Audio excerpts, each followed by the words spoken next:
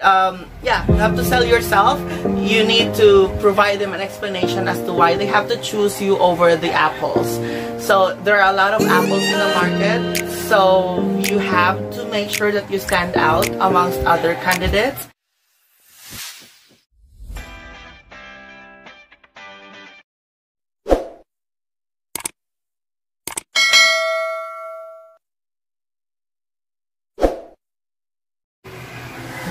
Hello guys, so today we are going to talk about how to ace an interview and how to prepare for an interview in the call center industry.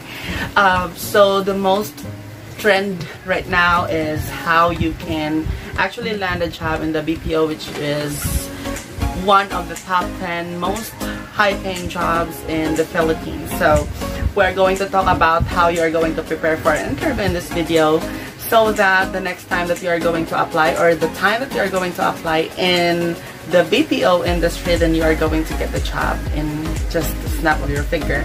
So preparing for an interview primarily means taking care of yourself mentally and physically, because you are going to consider your goal and the goal of the employer. To accomplish this, you should perform research on the employer, and you should also perform research on the job itself in order for you to be able to know if you are really fit for the job, and if you are culture fit or culturally fit for the company that you are applying for. So let's discuss. There are actually 11 tips that I have considered in order for you to prepare for a job interview. Alright guys, so number one is carefully examining the job description. So the job description, actually what appears in the job advertisement. The job advertisement would say, let's say for example, call center representative or customer service representative as an example. Then what appears after that would be the qualifications. Let's say for example, should be at least 18 years of age, should be a Filipino citizen or whatnot. And then the job description would say like should be able to answer or should be able to speak in English, should be able to answer calls in a timely manner, and stuff like that. So those are actually the job descriptions, and you would have to be very keen with the job description, because it's for you to be able to know if you are really fit for the job. And if you are fit for the job according to the job description, then that's the time that you are going to apply for that specific role or for that specific job. During your preparation for work, you should use the employer's posted jobs on the job advertisement. And the job description is a list of qualifications, like what I said earlier. Qualities, background, the employer is looking for in an ideal candidate. The more you can actually align yourself with the job description, it's the more chances of you to get the job, because it's actually you knowing that you are fit for the job and that you are the right type of person who can get or who can land that specific job. The job description may also give you an idea on, it can actually give you an idea on the role, and it can give you excitement as to what type of role you're applying for. Number two is, I listed here, is actually considering why you are interviewing and your qualifications. So after you check the job description, you might also want to consider your qualifications. So you have to compare your qualification against the job description, and before the interview, you have to have a good understanding of why you want the job and why you are qualified. So like what I said earlier, with number one, you have to compare your qualification against the job description. So you might not want to apply with that specific role if you are not that qualified according to your job or according to your qualifications. Next is perform research on the company's culture and the role itself. So it's very important that you are culturally fit with the company. it's also good that you select the type of company or the company that you are going to apply for, because you might want to consider staying for that specific company for a long time. So researching about the companies, about the company is very important part of the preparation in an interview. It will not only help you with actually during the interview, it will not just help you answer questions about the interviewer's questions to you regarding the company, but it will also give you insights on how it is working for that specific company. So it's very important that you do research on the company. You might also want to research on their products and services. If it's not just a call center, then if you're applying for a different industry, maybe not in the BPO industry, you might want to research more about their product, about their services, and whatever it is. So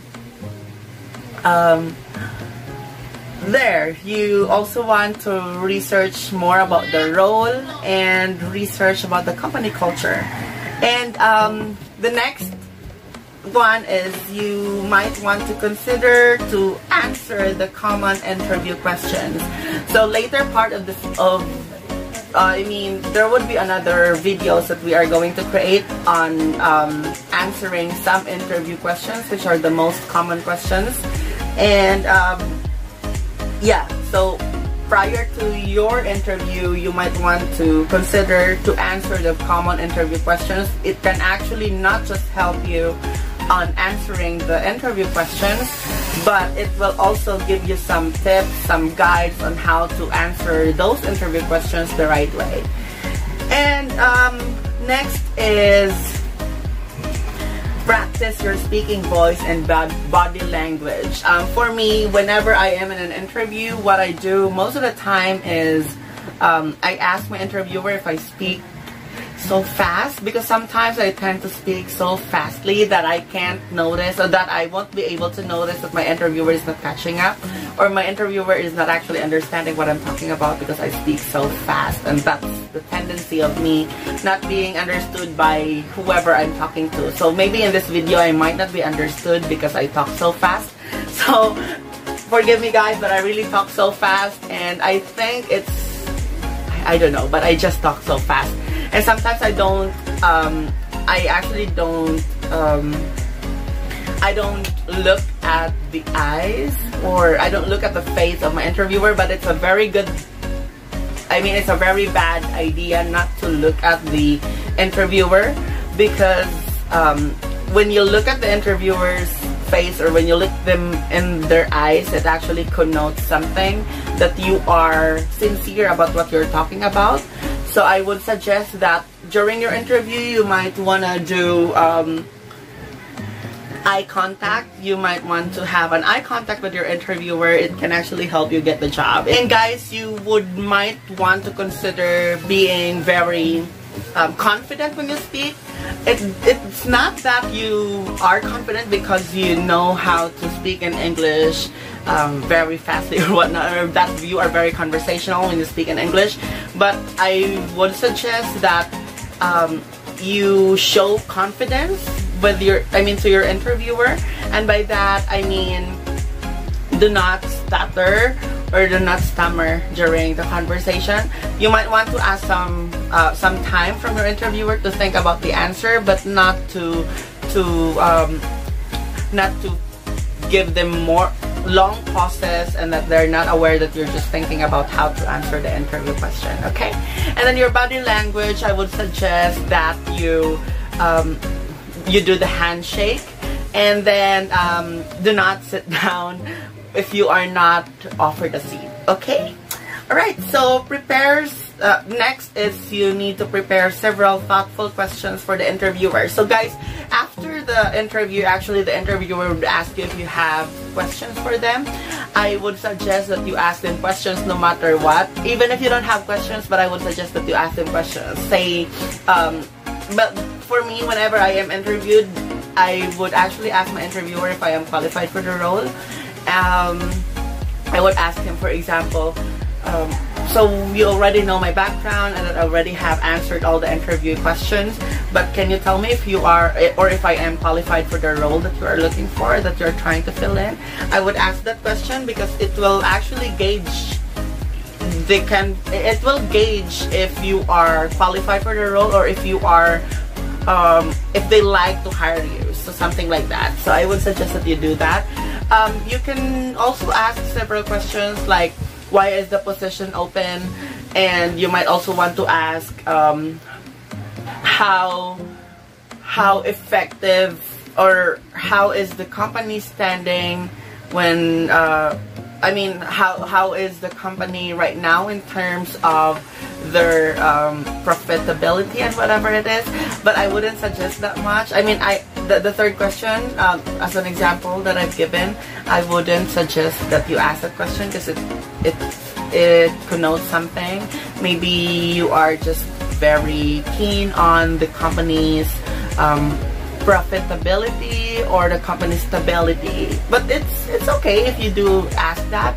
But the very first question, like if I am qualified for the role after what we've talked about, and why is the position vacant, those are very effective questions that you can ask after the interview. Okay, next is you might want to conduct mock interviews. So the mock interviews are sample, or these are practice interviews. You can ask your friends, schoolmates, or classmates to conduct mock interviews with you. Them as the interviewer, and then you are the person who's the candidate or the applicant. So the mock interviews can help you when it comes to practicing. As they say, constant practice can actually make you perfect. Okay, but yeah, when you practice a lot, it means that you are really keen on getting that job. Next is print hard copies of your CV. I know that during this digital age, people just send out their CVs to, I mean, online, like via email or via job portals. But sometimes there are actually interviewers who would still ask for your CV whenever you are on site.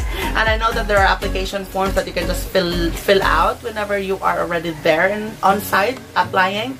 But it's still much better when you are prepared, like you have a hard copy of your CV, and it wouldn't hurt if you have one, right?